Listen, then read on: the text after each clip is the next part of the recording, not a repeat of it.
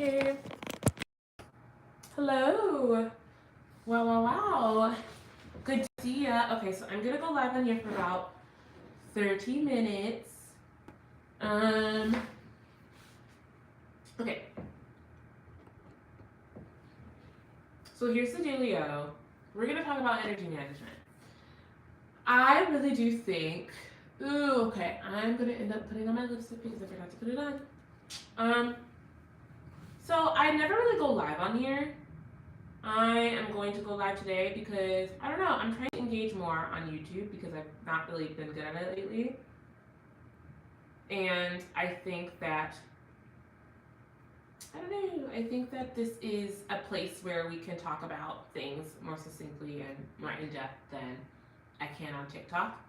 So we're going to talk about energy management and relationships. So the thing of it is, I'm an autistic person. I have autism spectrum disorder. Just to give you an overall view of things, I'm a single person. I live in the city. I live alone. I have been living alone for the past 2 years. I've been able to financially support myself in that way. Also, I have a lot of relationships that I'm really proud of. And so I do think that I have a lot to offer when it comes to talking about energy management. I'm also a Black woman, and you know what that's like. So, yes, here's the thing. Here's the thing that I actually do need to disclaimer. I am not a licensed professional. I'm not a licensed psychologist or a psychiatrist or therapist or anything of that nature. I have been through a lot of therapy. I am someone who was always told that I am mature for my age ever since I was like 7. That is not a replacement for credentials. That is just me explaining where my point of view is coming from. That being said, relationships. A lot of us, I don't think, are really honest about the fact that relationships take work. Whether it's platonic or romantic relationship, I think a lot of us don't consider the fact that being able to partake in any of this under capitalism is so hard. It is really, really hard to do that. Sorry, it's just like cold, so my nose is running. But I think that we need to be really open about the fact that in order to have the friendships that we want, in order to have the romantic relationships we want, in order to have the careers that we want, in order to be financially stable, we do need to literally log out how we're spending our energy. And frankly, I think that the more you log how you're spending your energy throughout the day, the less time you have for people who don't want to be there. Can you? No. Hello. So we're talking about energy management.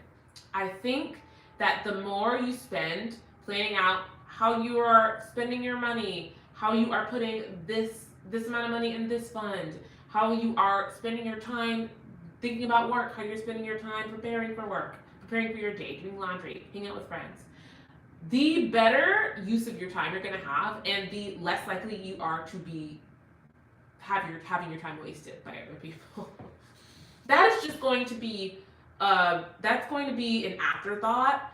You are just going to thrive in the other areas of your life, and the parts where your relationships used to suffer, it's not going to be as prominent because you just won't have time for people who aren't as invested in you as you are in them.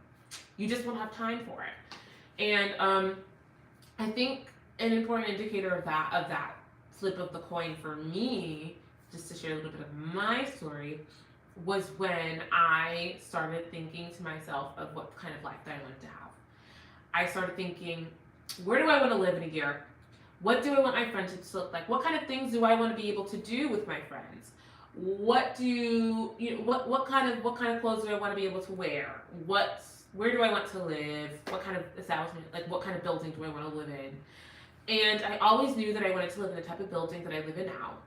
I always knew that I wanted to have the kind of friendships that I have now. And I wanted to feel authentically me through it all. I wanted to feel like myself. And quite frankly, having financial stability was a huge part of that. Huge.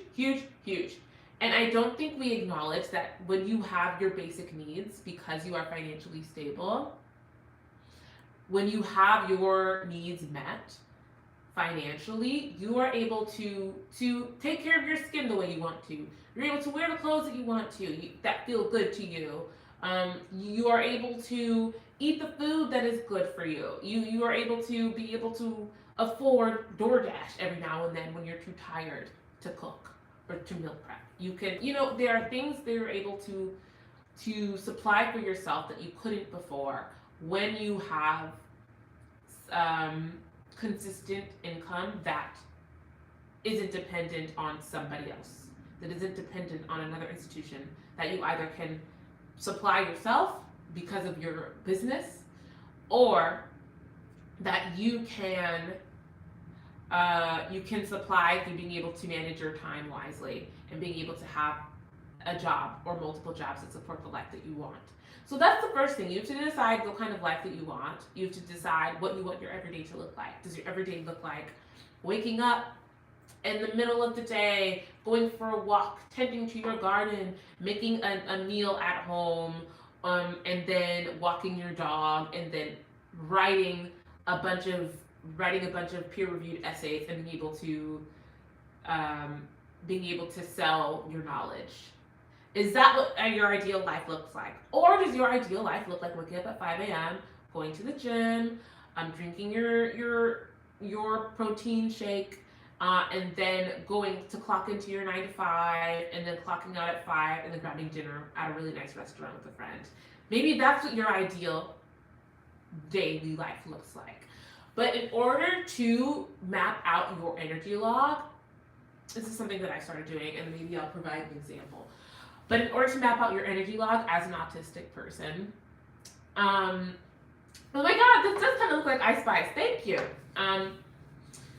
But I don't think Ice Spice and I have many of the same characteristics, except the fact that we're black and have colored hair. But is what it is. But yes, in order to log out your energy management, you need to be able to visualize what you want your life to look like. You need to be able to visualize what kind of life you want. And I do think that that comes into play with having financial stability, and that needs to be your first goal. Being financially stable is hard. It is maybe the hardest thing. But budgeting, saving money, learning how to give yourself the little treat without having to buy the little treat, learning how to emulate getting yourself a little treat in a way that doesn't require spending money, that is a big part of it. Being able to remind yourself that you are still you outside of the earnings that you make that month, outside of your ability to make ends meet. That is a huge part of it too. So energy management is rooted in three things, I think. It's rooted in being able to visualize how you want your energy, what you want that energy spent to amount to in your life. That's the first one. The second part of energy management is being able to understand what you can actually take, how much energy you can exert in a day. There's this quote, I don't know who said it. I think Snoop Dogg said it or somebody said it. Oh, no. It was Cat Williams. Cat Williams said this. He said, I want to go to bed every day thinking I really gave it my all. If you go to bed every day thinking I gave that day everything I had, then you're doing it right. So the second thing I'll reiterate is knowing what your limits are on a daily basis. So what I started doing in regards to that is I started logging. I have what I call a work log. So I have the business that I run, which is my content business, where I have brands pay me to promote their products on my Instagram. So I do that on Instagram. That is something that I log out on my work log every day, and I say, okay, I spent this many hours on content alone. And then I log how many hours I spend on building my business, which is not the actual content business. It's like the emailing. It's going on lives like this. This is part of building the business. It is engaging with people. It's engaging with companies outside of social media. it's networking events, it's commenting on posts, it is having authentic conversations with people aligned with the businesses that I want to be aligned with. That's part of it. That's the second one. That comes with knowing what you can handle on a daily basis, knowing how much energy you can exert in regards to that networking part of the business building, which is hard for autistics. I get it, but for us, I'll tell you in a minute how we need to reframe that, how we need to reframe networking as autistic people. And I need to charge my phone.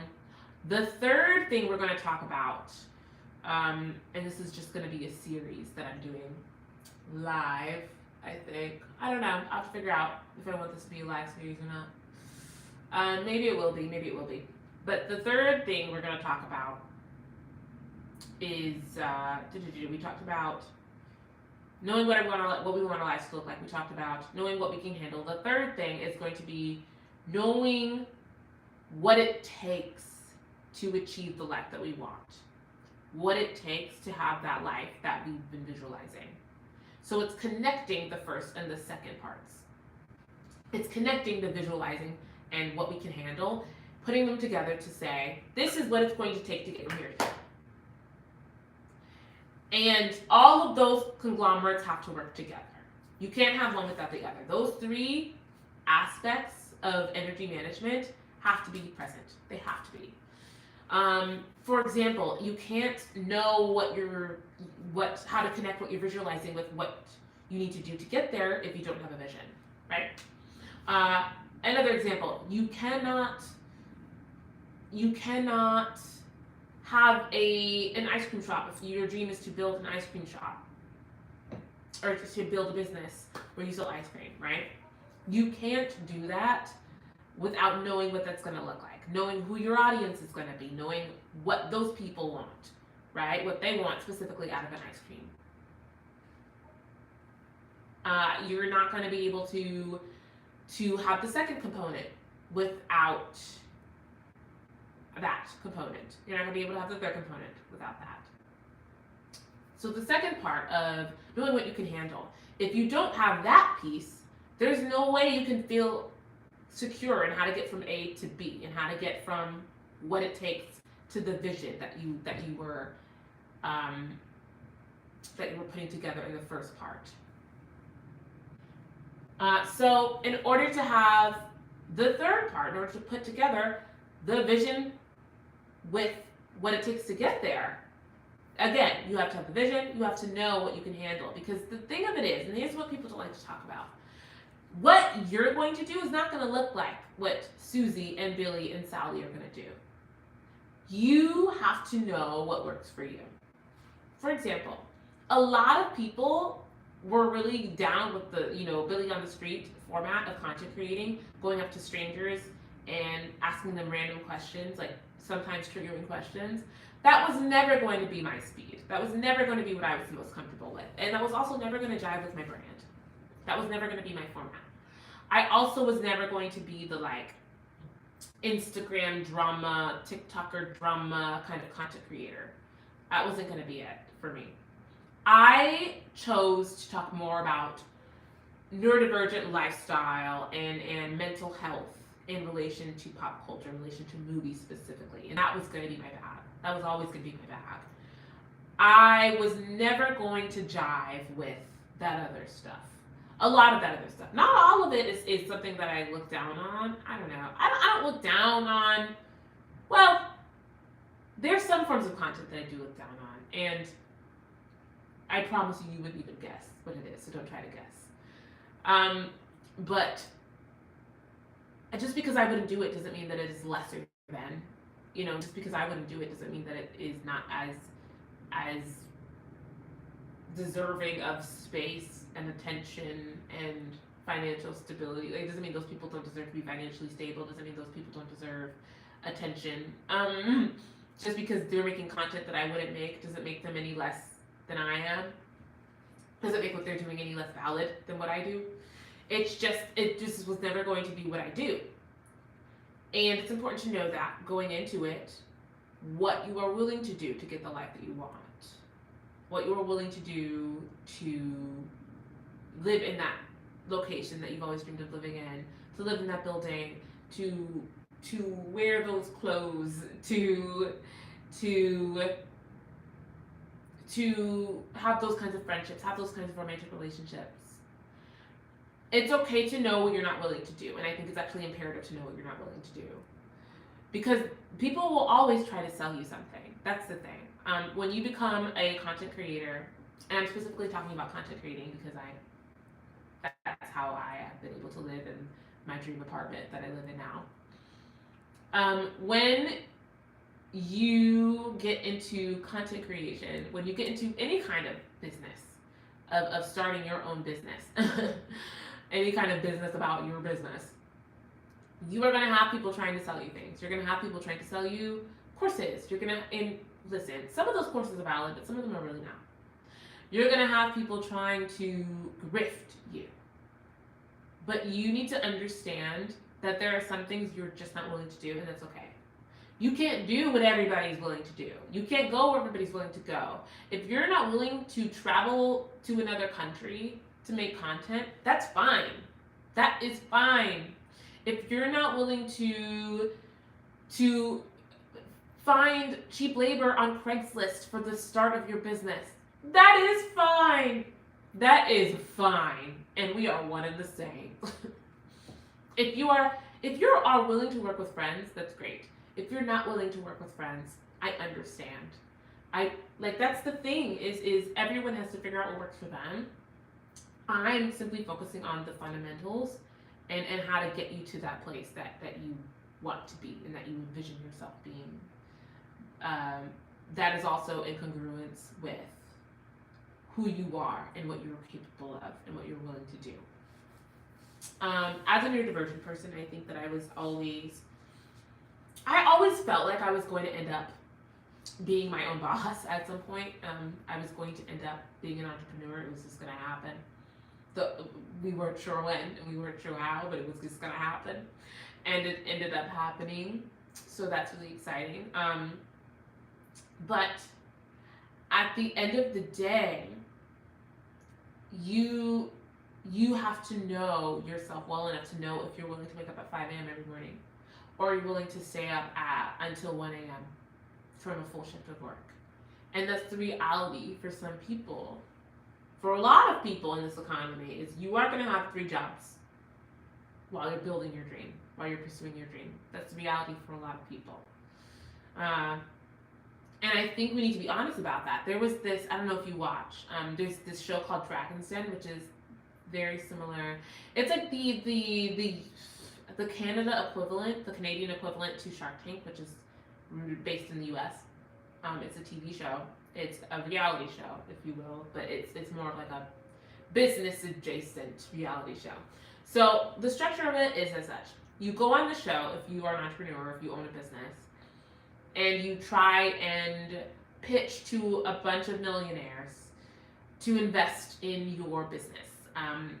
So they will often take a percentage of your ownership, and then they will give you an investment. They will invest a certain amount of money, and you have to come up with the amount that you would like to be invested in your business, and you have to come up with the percentage that you're willing to give away from your business. So, something that was said on this show that I thought was really interesting was one of the dragons, and the dragons are the millionaires in Canada. In America, the sharks are the millionaires. So in this case, for the Dragon's Den, the dragons are the millionaires. So one of the millionaires asks the entrepreneur if he has a 9-to-5. And the entrepreneur is like, yes, I have a 9-to-5 because I need to support my business. I have to still eat, you know. And I think like all of the dragons except one were like, oh, well then you don't really care. You don't really care about your passion if you have a 9-to-5. And the public outrage was palpable. There were so many people commenting and reposting the video and saying how out of touch these people were. And I have to agree, how out of touch to think that in this economy, especially not even considering the fact that this man has 2 kids and a partner. And so it's like, okay, you have this passion, you have this business, but you still have to pay a mortgage or your bills or medical bills for your children even, and for their schooling, and maybe if they need school supplies, which they tend to because public education is kaput. Um, and maybe you need to pay for new shoes because your kid is on the track team now, or your kid has this dream of becoming a track star, and so now you have to buy them this equipment. Like, come on, like, I'm not a parent, right? But I had really good parents who were willing to sacrifice a lot for me. And if you are a parent, I can't imagine having to choose between your kid's dream and yours. I can't imagine having to choose between starting a business, investing in that business, and allowing your kid to be on the cheerleading squad, or allowing your kid to try out for the school play. Because that stuff has fees. There are fees for doing things outside of classes. And there are things to buy. There are things to buy even if you are just taking classes. I couldn't imagine being a parent and have to make that decision. Which is why, I'll keep that to myself actually, but I couldn't imagine doing that. And for these millionaires to look at this man and tell him that he wanted his dream less than other people because he wanted to support his family is wild. Is wild. And as someone who had a day job and pursued her dreams, I would tell you that is just not true. That is not true. You can absolutely pursue your dreams and have a 9 to 5 at the same time.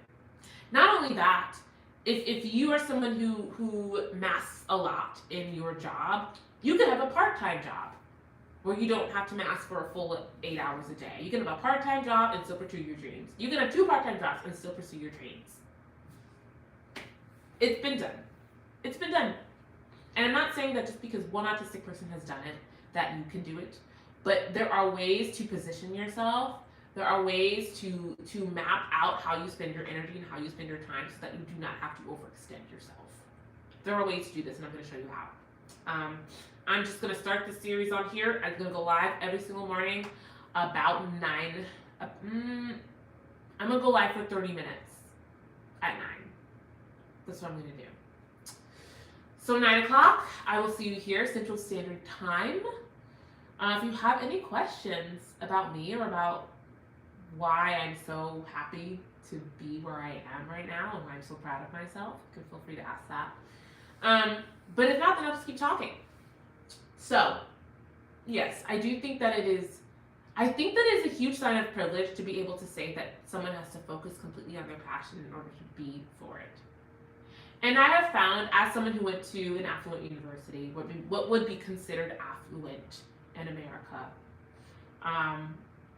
in comparison to, other schools in the nation.